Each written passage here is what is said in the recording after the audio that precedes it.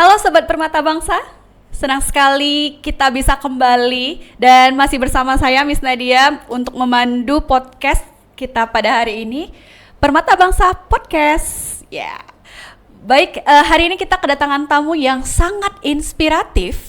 Beliau adalah sosok di balik keberhasilan seorang siswa yang baru saja menaklukkan salah satu seleksi sekolah paling prestisius di Indonesia, yaitu SMA Taruna Nusantara. Baik, sudah hadir Mama Merlin Baruginting, orang tua dari Alvaro Immanuel Caban. Halo Mama.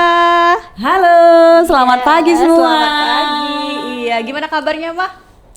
Sehat. Sehat. Syukur pagi ini sehat. Luar biasa. Terlihat ya Ma hari ini kayak sembriwing gitu ya Ma. Iya. Jadi ini lagi sibuk apa nih Ma? Seperti biasa ya, kesibukannya kerja, pelayanan. Iya. Ya, Dan juga support anak-anak ya Ma? Support untuk anak-anak. Iya. Mama pasti banyak nih yang pengen tahu kira-kira kiat-kiat di balik layar keberhasilan Alvaro. Karena kan masuk sekolah unggulan itu nggak cuma soal keberuntungan ya Mah, tapi soal juga ketahanan. Mengingat proses seleksi ini adalah maraton yang sangat panjang, gimana nih cara Mama dan Papa menjaga semangat Alvaro supaya nggak kendor selama proses belajar dan seleksi yang melelahkan ini? Oh, terima kasih ya. Sebenarnya kalau support untuk Alvaro itu cukup, karena dari awal kami, Mama, Papa, Yes. itu kami bertanya dulu, kamu mau kemana? Baru dia bilang, saya mau ke unggulan. Oke, kalau begitu siap diproses? Dia bilang siap. Artinya kami mencari tempat di mana dia bisa mencapai tujuan tersebut. Ya, jadi dia kelas 8 itu sudah kami bentuk. Ada satu, selain di sekolah kami leskan. Jadi selama les itu kami atur, bebus dia punya kelompok, jadi sama-sama berjuang. Selain itu ada lagi, untuk bukan hanya untuk akademik aja, untuk fisik di rumah pun sudah dilengkapi alat supaya bisa menunjang apa yang dia cita-citakan. Iya, jadi nggak cuma di sekolah, tapi ternyata Mama udah juga ngeles kan ya Ma? Sudah. Jadi setiap harinya Miss dengar juga ada bus nanti yang jemput ya Ma? Iya, ada yang jemput, ada yang antar. Terus di rumah pun semua peralatan Udah sudah dipersiapkan. disediakan, sudah dipersiapkan. Oke, luar biasa sekali persiapannya ya Ma. Jadi nggak instan, nggak waktu pas mau tes ya udah belajar, enggak, tapi sebelumnya ya Ma? Tidak. Proses belajar panjangnya itu 2 tahun. 2 tahun. Iya, jadi tidak ada yang instan.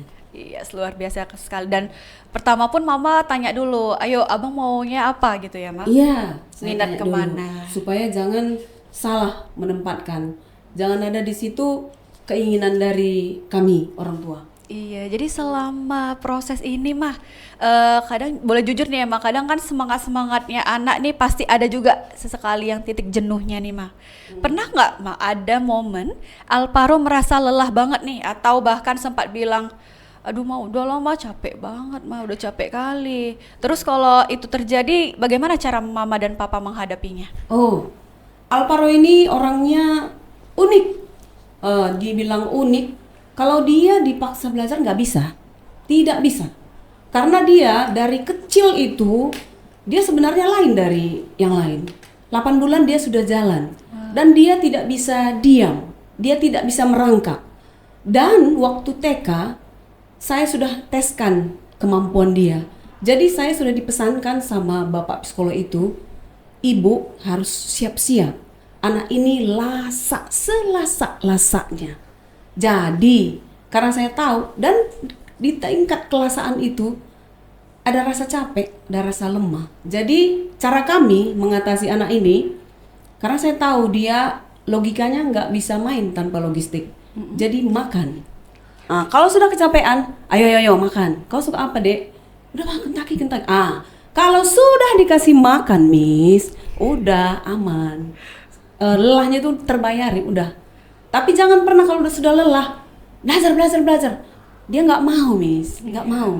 Jadi kami pun sama bapaknya, mana ini? Tapi melihat dia itu, keunikan dia itu, cocok sebentar dites, dia bisa, Miss. Bisa ya, Ma? Bisa.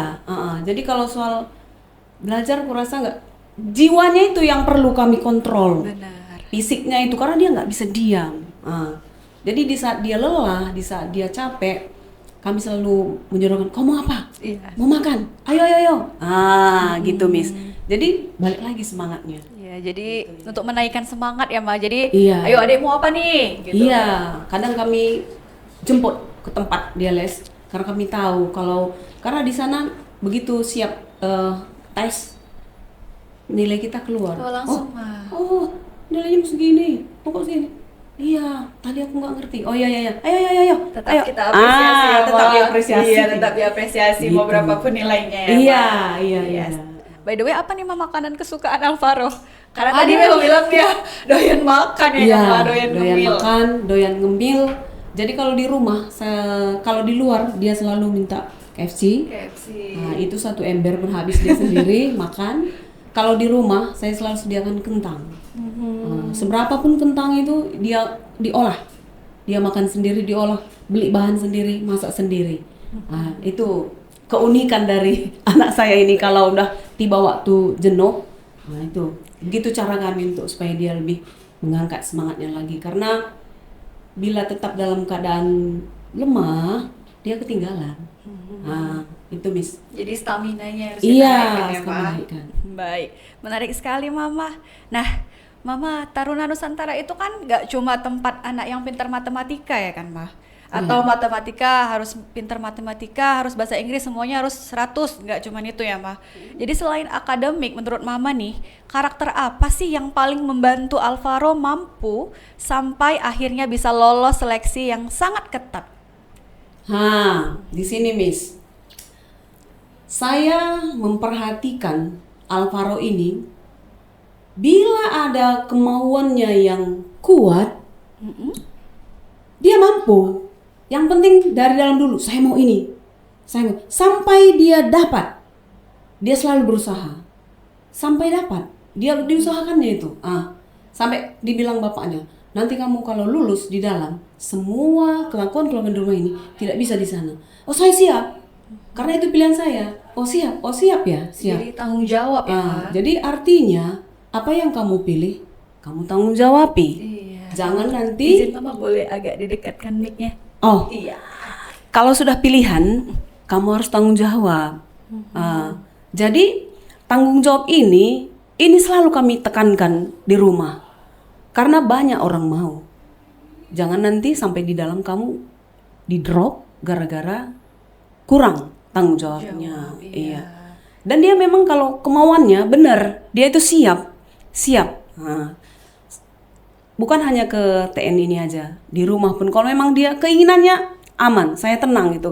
Tapi kalau dari kita yang kok harus begini-gini, dia nggak suka, jangan harap, nggak ada itu. Karena kalau nggak dari kemauan nggak bisa. Nggak bisa. Iya, inilah makanya saya bilang Alvaro ini unik orangnya. Kadang sangat menjengkelkan kalau menurut saya gitu. Kami aja di rumah kewalahan, tapi di balik itu dia rupanya punya usaha, punya niat gitu.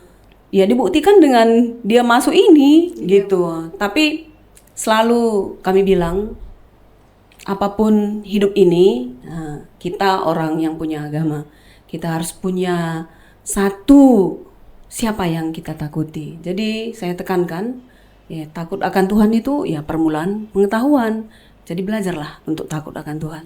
Itu selalu saya tekankan sama Alvaro. Jadi jangan gara-gara cepat nangkap, jadi sepele. Oh itu nggak bisa. Nah, itulah saya tekankan sama Alvaro. Iya, baik, luar biasa sekali. Jadi teman-teman, nih Alvaro untuk karakternya tentang tanggung jawab dan juga ingat Tuhan ya, Ma. Iya. Ingat Tuhan, luar biasa sekali. Baik, Mama, masih berkaitan dengan karakter nih, Ma. Menurut Mama, seberapa penting sih disiplin dan konsistensi dalam proses persiapan kemarin? Inilah yang selalu kami perdebatkan di rumah. apapun di dalam kehidupan sehari-hari, disiplin itu nomor satu. Jadi di saat anak kami ini selengean, saya dibilang ya, suka-sukanya aja, disitulah kami dua sama bapaknya menekankan. Karena dia berpikir selalu, ini keberuntungan. Oh bukan, kalau hanya keberuntungan itu sesaat. Usaha kita itu sudah, kalau menurut kami ya sudah maksimal 2 tahun. Jadi artinya kalau nggak disiplin di dalam 2 tahun ini, ya belum tentu kita seperti ini. Disiplin dan konsisten. Jadi di saat-saat dia udah mulai kami harus bangkit. Kami sama bapaknya selalu mengingatkan, ayo, disiplin itu nomor satu. Disiplin itu nomor satu. Ayo. Jadi kadang Miss, kami dua ini sama bapaknya pagi-pagi, ayo, bangun. Gitu. Jadi dengan seringnya kami menghayo-hayokan, ya akhirnya bisa, jadinya terbiasa gitu. Jadi disiplin itu nomor satu, Miss. Iya, dan berkat kolaborasi juga dan kerja sama orang tua. Iya, bapaknya sengaja selama 2 tahun ini fokus tugasnya di Binjai aja. Oh iya, Pak. Adapun tawaran dari lain nggak diterima. Untuk supaya anak ini bisa duduk di mana sesuai dengan kemampuannya dan diizinkan Tuhan. Gitu dia. Jadi fokus untuk membimbing anak. Karena ini beda sama abangnya, jauh beda. Kalau abangnya diarahkan aja udah bisa. Kalau ini kalau diarahkan harus tanpa dorong nggak bisa. Jadi kami dua memang fokus untuk membimbing si Alvaro. Iya, jadi luar biasa sekali support dari kedua orang tua ya, Ma. Iya, begitu. Menomorsatukan kepentingan anak. Iya. Baik, Ma, betul banget. Disiplin itu bukan hanya tentang mengekang tapi juga membangun kebiasaan. Jadi dengan dorongan yang Mama berikan, Papa berikan, jadi terbiasa jadinya Alvaro. Iya. Dan memacu untuk dia lebih semangat dan bertanggung jawab lagi. Iya. Baik, Mama. Mama, sekarang kan Alvaro udah berhasil lolos nih, Ma. Tapi sebelum kita bicara soal kelulusannya, saya penasaran. Apa perubahan positif yang paling Mama lihat dari Alvaro selama proses persiapan ini? Mungkin yang sebelumnya dia selalu bagaimana jadi wah gitu. Oh, setelah lulus, Miss, Iya, Ma. ya kami melihat dia udah mulai ceria, tertawa, lepas gitu. Udah bisa dibilang apa yang dia capai itu udah satu rasa kepuasan. Mungkin selama 2 tahun ini dia tertekan. Kalau persiapannya Ma gimana, Ma? Kalau pas saat persiapan? Saat persiapan Miss, itu cukup banyak tantangan karena dia kan nggak bisa diam, disuruh duduk belajar dia nggak bisa sama sekali, nggak bisa. Dan dia tidak bisa belajar sendiri. Jadi dia harus dicari komunitas tempat dia bisa mengeluarkan isi pikirannya tentang pelajaran itu dan puas dia gitu. Karena dia disuruh duduk belajar nggak bisa diam. Jadi selama proses itu sampai dia lupa bahwasanya kamarnya itu udah kayak penuh berantakan gitu. Jadi 1 minggu sebelum dia terima kelulusan, dia bilang gini, setiap pagi, Mama, doakan aku ya. Aku serius sekali di sini, Ma. Di sini aku serius sekali. Doakan aku, Ma, berhasil. Oh iya, anakku. Pokoknya kita doakan sesuai dengan apa yang kamu kerjakan. Iya. Tiba di pengumuman, Miss. Inilah cukup pengalaman sama kami. Hari Minggu, jam 12, kami ada acara di keluarga, ada saudara meninggal. Tibalah pengumuman. Udah pengumuman. Tiba di tempatnya itu udah di list. Syanu lulus. Sudah sampai nomor 17. Aduh, udahlah. Tahun semalam yang lulus cuma 13 orang. Saya bayangkan wajahnya. Dia sudah berusaha. Tapi melihat teman-temannya mungkin lebih gigih lagi temannya. Oke, nggak apa-apalah. Ada tempat lain nanti untuk menempah dirinya gitu kan. Habis itu kami pergi pas dia itu katekisasi, ada di kami itu untuk menuju iman dewasa, dia harus ikut katekisasi. Jadi di tengah jalan, bapaknya bilang, Jo, tolong dulu kamu lihat itu adikmu pengumuman, belum bisa kami buka, asik muter-muter terus linknya. Ya Pak, dibuka dari sini. Ternyata dibuka, Pak di sini juga muter-muter gitu. Oh ya udahlah, kita serahkan aja sama Tuhan. Tetap muter-muter Miss. Di Tugu Binjai, dibilang Jonia, puji Tuhan Pak, Alvaro lulus. Kami mau tabrakan di situ Miss. Lulus, baca sekali lagi, baca, gitulah. Jadi dibaca, oh iya, lolos sama sama gitu. Ayo kami ke gereja, dia lagi katekisasi, kami panggil keluar. Ternyata kan itulah Miss, WA ini begitu kita ketik, kita kirim, itu semua orang bisa baca. Jadi dia baca, dia ngucap Miss, Tuhan Yesus terima kasih, dikasih kesempatan gitu. Oh iya, begitu dia berbicara di situ, orang satu kelasnya itu terkejut, ini ada apa gitulah. Saya panggil sampai ke sekolah, saya buka, dia nangis Miss. Ayo turunlah. Saya permisi sama gurunya, turun. Begitu di bawah dia nangis sekuat-kuatnya, nangis. Loh kenapa nangis? Gue bilang, iya Ma, aduh aku lulus. Oh iya, udah. Hal pertama saya ucapkan, Alvaro, saya bilang, kamu nggak sakit hati kan? Karena mamamu terlalu tajam, terlalu keras untuk mencapai lulus seperti ini. Tidak Mak, aku nggak sakit hati Mak, katanya. Oh bagus kalau kau nggak sakit hati. Jadi peluanglah kami di situ. Kebetulan ada opungnya juga dan bapak. Jadi disitulah kami berpelukan, mengucap syukur bahwa saya usaha selama ini tidak sia-sia dan diizinkan Tuhan Miss. Nah, itulah prosesnya. Jadi habis itu dia bilang, Mama nanti kamarku bersihkan ya. Spraynya diganti ya Mak. Oh iya, jadi selama ini kau nggak bisa lagi membedakan mana yang bau, mana yang bersih. Nggak bisa Mak. Terlalu fokus ya Mak.